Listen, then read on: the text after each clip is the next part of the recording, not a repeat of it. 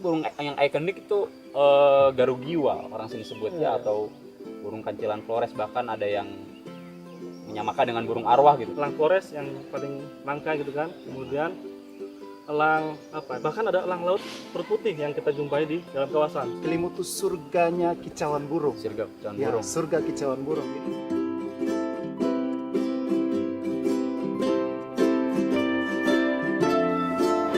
Halo Sobat Kelimutu, senang sekali saya Albertus Tomonov menjumpai Anda dalam acara Bintangku, bincang-bincang tentang Kelimutu. Nah, pagi hari ini kita akan membahas satu topik yang tentunya sangat menarik, yaitu keanekaragaman burung yang ada di Kelimutu. Pagi hari ini sudah hadir dua orang yang cakep-cakep. Yang pertama adalah Mas Oki Hidayat. Selamat pagi Mas. Selamat pagi, salam sehat. Apa Selalu. kabarnya? Luar biasa, segar dan bugar hingga pagi hari ini. Tamu kita yang kedua yang juga spesial, yaitu Mas Aditya Kuspriyangga. Ya, saya perkenalkan dulu nih, Mas Oki ini adalah peneliti dari Balai Litbang LHK Kupang. Dan yang kedua adalah Mas Kuspri. Beliau ini adalah PEH pertama di Taman Nasional Kelimutu. Sesuai dengan topik kita pagi hari, kita mau membahas tentang burung-burung yang ada di Kelimutu. Saya mau mulai dulu dari Mas Oki Hidayat nih. Siap. Ini aktivitasnya lagi apa sekarang ini Mas? Di Kelimutu ini ya? Ya. Iya, kebetulan saat ini saya sedang menjadi tenaga ahli dalam kegiatan identifikasi jenis-jenis burung yang ada di Taman Nasional Kelimutu. Di mana output dari kegiatan ini nantinya kita akan menyusun buku burung-burung yang ada di Taman Nasional Kelimutu, seperti itu. Kalau boleh tahu nih Mas, Mas Oki ini spesialisnya di apa ya Mas ya? Bisa Oh diceritakan? iya. Jadi saya sejak 2010 saya mulai bekerja di Balai Litbang LHK Kupang. Saya merupakan peneliti dengan bidang kepakaran konservasi keanekaragaman hayati. Jadi mulai dari 2010 hingga sekarang saya banyak melakukan riset-riset yang fokus pada fauna gitu ya. Mulai dari burung, kemudian ada reptil juga. Tapi memang sebagian besar dari topik riset saya itu kebanyakan burung yang ada di Nusa Tenggara, seperti itu. Jadi memang spesialis Mas Oki ini memang lebih banyak ke burung ya? Iya, banyak Oke. mengerjakan. Lebih banyak. Kira-kira kegiatan aktivitas Mas ini, tadi Mas sudah singgung bahwa ada kegiatan di Kelimutu. Bisa diceritakan Mas? Ya, jadi kami bersama tim melakukan eksplorasi selama sekitar 10 hari. Ya. Kita fokuskan saat ini berada pada jalur wisata. Karena memang nanti arah ke depan untuk pengembangan birdwatching di Taman Nasional Kelimutu mungkin pertama di areal yang relatif mudah lah aksesnya, seperti itu ya. Iya. Nah, kalau sedang melakukan istilahnya identifikasi ya Mas ya, di jalur wisata Kelimutu, kira-kira bisa digambarkan keanekaragaman atau jenis-jenis apa saja yang ada di Kelimutu sepanjang kegiatan ini? Iya. Sepanjang kegiatan ini kami berhasil mengidentifikasi ya sekitar kurang lebih 50 jenis burung. Dan itu semua teridentifikasi dalam foto yang baik seperti itu, karena memang itu yang kita butuhkan nanti dalam penyusunan buku. Dan yang menarik memang di antara 50 jenis ini jenis-jenis endemic Flores itu termasuk di dalamnya kayak gitu. Oh, luar biasa. Nah, kira-kira ada nggak yang memang spesifik atau memang unik dari burung-burung yang ada di Kelimutu ini Mas, yang sepanjang Mas tahu ya?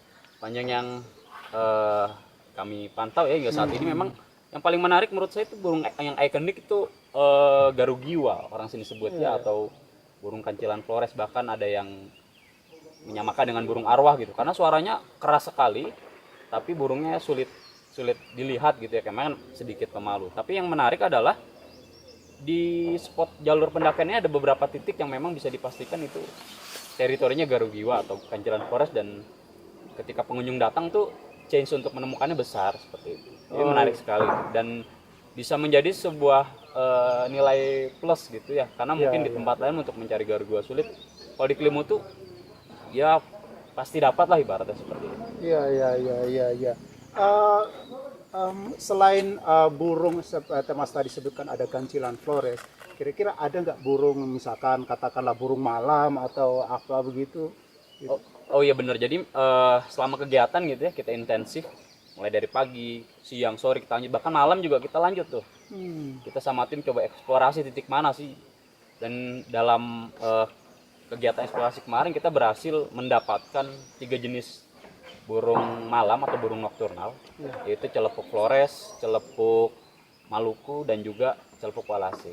Menarik sekali nih, dan kita menemukan spot teritorinya dan pasti. Jadi setiap malam kita berkunjung mereka selalu ada di situ. Iya, iya, iya. Sepanjang jalur Iya, Kilimutu di wisata. sepanjang jalur itu ada beberapa titik. Oke, oke.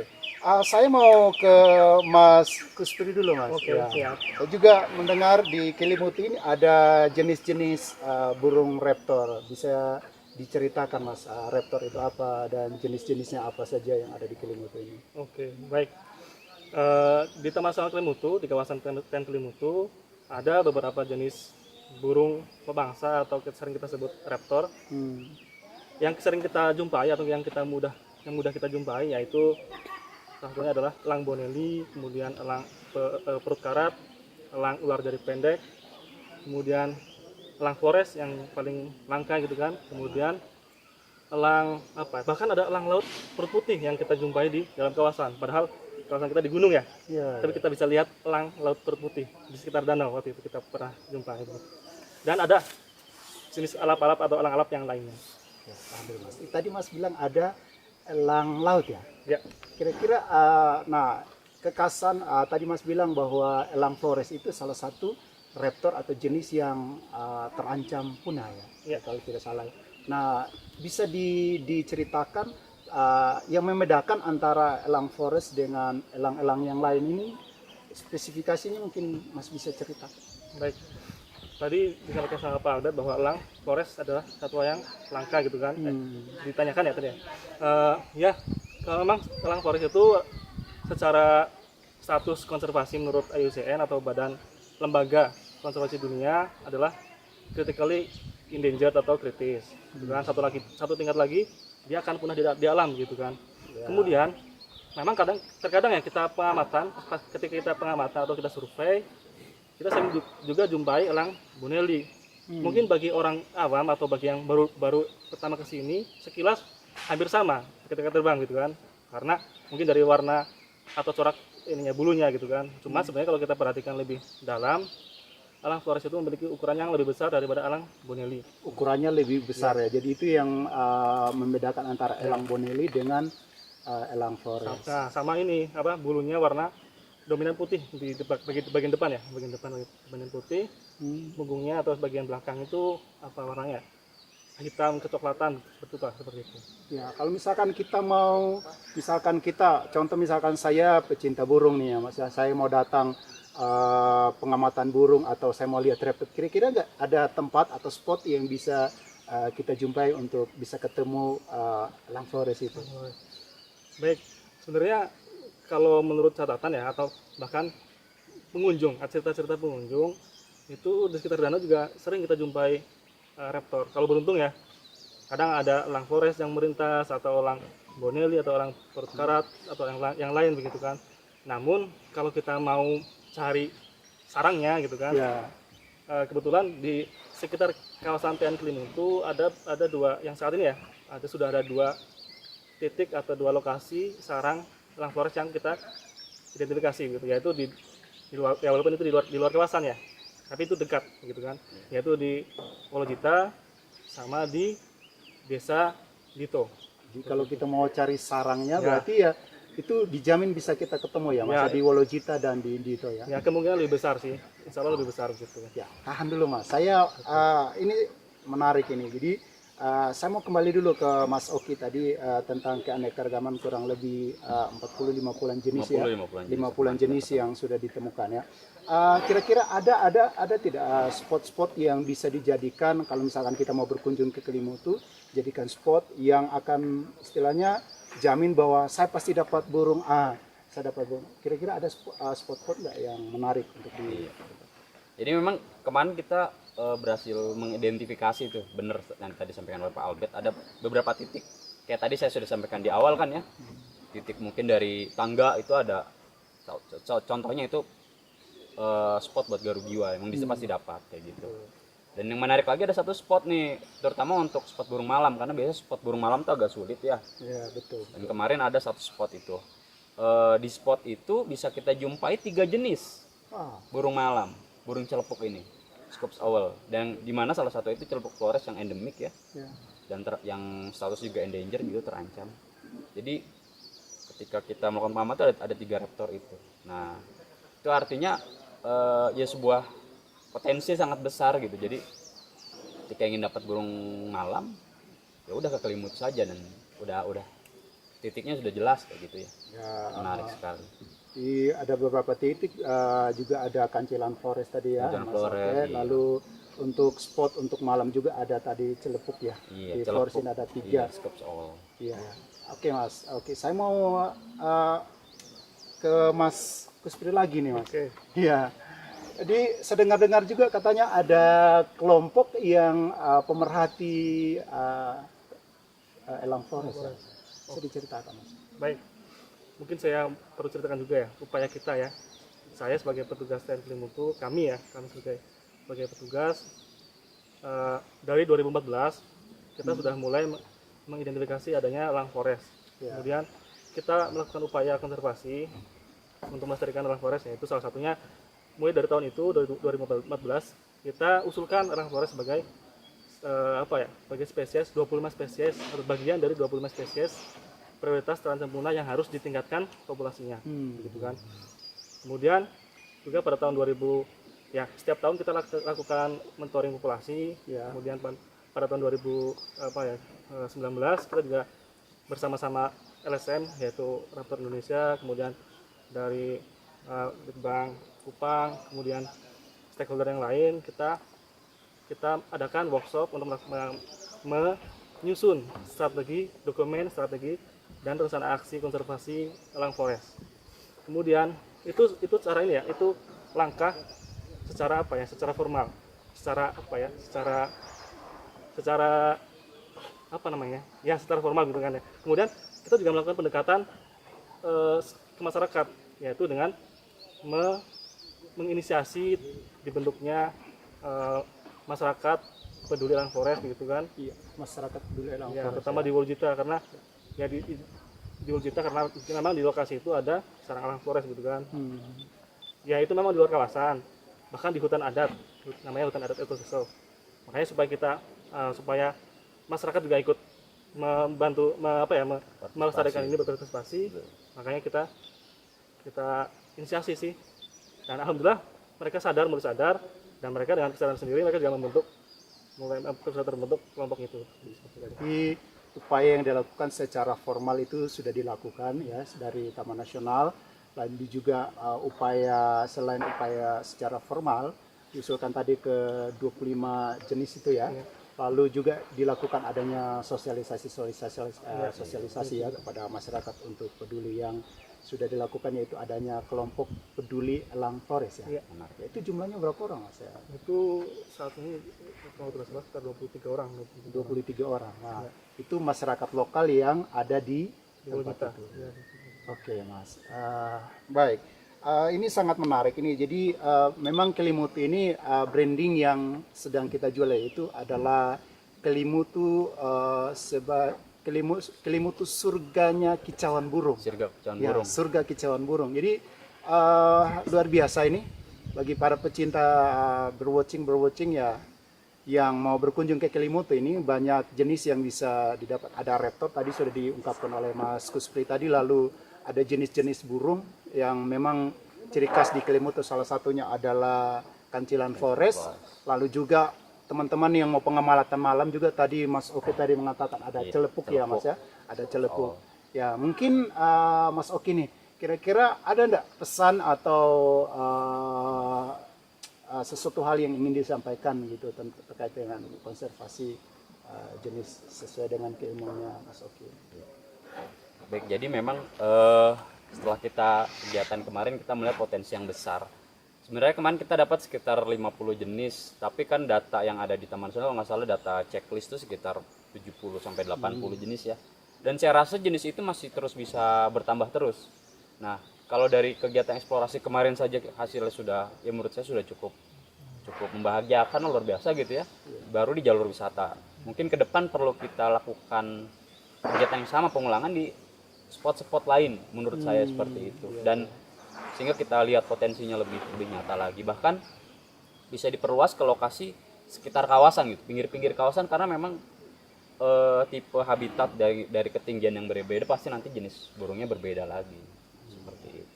Dari segi jangkauan dan dari segi keamanan, menurut Mas Oki itu seperti apa? Jangkauan aman, burung relatif mudah dijumpai kayak gitu. Apalagi kalau dia itu memang pengamat burung ya, memang hobi, itu kan hobi minat khusus, pasti dia memiliki skill.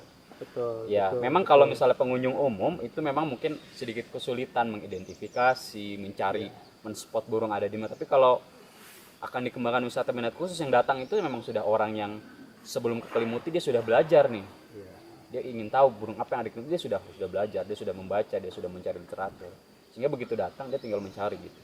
Ini menarik sekali, perlu dikembangkan. Nah, mungkin tambahan untuk pengunjung yang awam bisa dibuatkan papan-papan interpretasi menarik kayak gitu ya, jenis burung apa saja di spot ini. Betul. Kayak begitu. Iya. Mungkin ada pesan yang mau disampaikan Mas terkait dengan pecinta burung yang mau berkunjung ke Datang ke Kelimutu gitu ya. Saya sangat merekomendasikan sekali. Jadi gini, memang untuk saat ini tuh Kelimutu belum masuk list utama gitu. Untuk spot bird watching, terutama saya langsung bicara para birdwatcher mancanegara gitu, yang dia rutin datang ke Flores. Dia rutin datang ke Flores, tidak hanya Flores sebenarnya, wilayah NTT yang lain. Memang Kelimutu belum jadi tujuan utama, tapi menurut saya dengan apa ya, terkuaknya lah potensi yang besar ini, apalagi ada rencana dari Taman Nasional memang yang ingin secara serius menggarap ini gitu ya, dengan menerbitkan buku, ke depan merapikan track untuk birdwatching area dan sebagainya. Saya rasa ini sangat layak untuk akan menjadi spot baru. Betul. Karena apa? Jadi begini Pak Albert, pengunjung tidak cuma dapat burung, banyak nilai plus yang tidak didapat di tempat lain. Contoh yang satu yang sudah kita ketahui, keindahan danau tiga warna. Kemudian nanti di sana juga ada nilai-nilai budaya, wisata budaya gitu ya. Jadi penggabungan antara alam ya dan budaya gitu. ya. Apalagi kita kaitkan dengan cerita-cerita, kita gali lagi nanti coba gitu. Artinya mungkin masyarakat punya cerita tentang burung tertentu, etno-ornitologi kita namakan. Jadi itu bisa menjadi sebuah nilai plus. Jadi pengunjung sekali banyak hal yang dia dapat. Wah, luar biasa Mas. Jadi kita nantikan ya bukunya ya, khususnya siap, nanti buku dari hasil kegiatan ini ya, bukunya, dan layak untuk kita tunggu ya, bukunya nanti seperti apa tentang keanekaragaman burung yang ada di Kelimutu. Nah, mungkin Mas Kuspri nih, mungkin ada pesan-pesan khusus ya bagi pecinta-pecinta raptor yang ada di Indonesia nih. Mungkin ada pesan yang mau disampaikan ya. Baik, di Dan Kelimutu yang dengan luasan kecil ini ya, akan terkecil di Indonesia, terdapat keanekaragaman jenis raptor. Tadi saya lupa bahwa burung malam yang tadi juga itu raptor juga gitu kan. Saya lupa kasih tahu gitu kan. Maka di sini ada Lang Flores yang mungkin di tempat lain susah dijumpai. Di sini kita bisa jumpai, bahkan ada beberapa titik sarang Lang Flores. Kemudian untuk mungkin begini ya, untuk teman-teman yang lain juga ya, bahwa Lang Flores itu langka, itu kan langka. Dia kritis kan ya, satu langkah lagi dia punah. Bahkan dia juga adalah satu-satunya raptor dengan status kritis di Indonesia.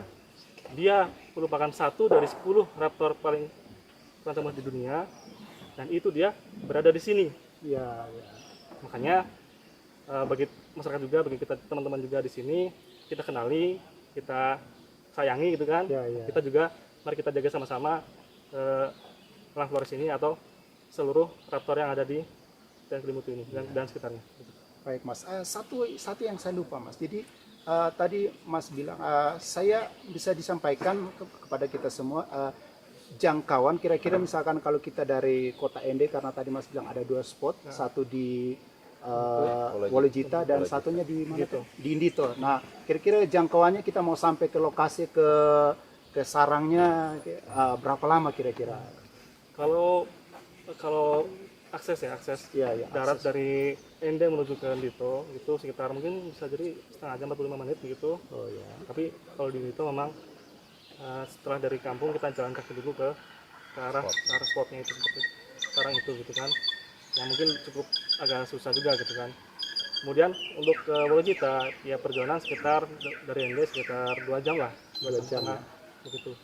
Kalau di Ende di Wolojita memang aksesnya gampang, maksudnya lokasi sarang itu dia gampang di dekat pemukiman, jadi kita nggak terlalu banyak effort atau usaha yang kita kita keluarkan untuk Iya, dapat iya. sarang itu seperti itu. Baik, ya. Jadi itu akan sangat membantu ya, membantu untuk pecinta-pecinta birdwatching maupun pecinta raptor yang mau datang berkunjung ke Taman Nasional Kelimutu. Baik Mas, terima kasih untuk waktunya. Terima kasih juga nih Terima udah kasih kita. ada kesempatan.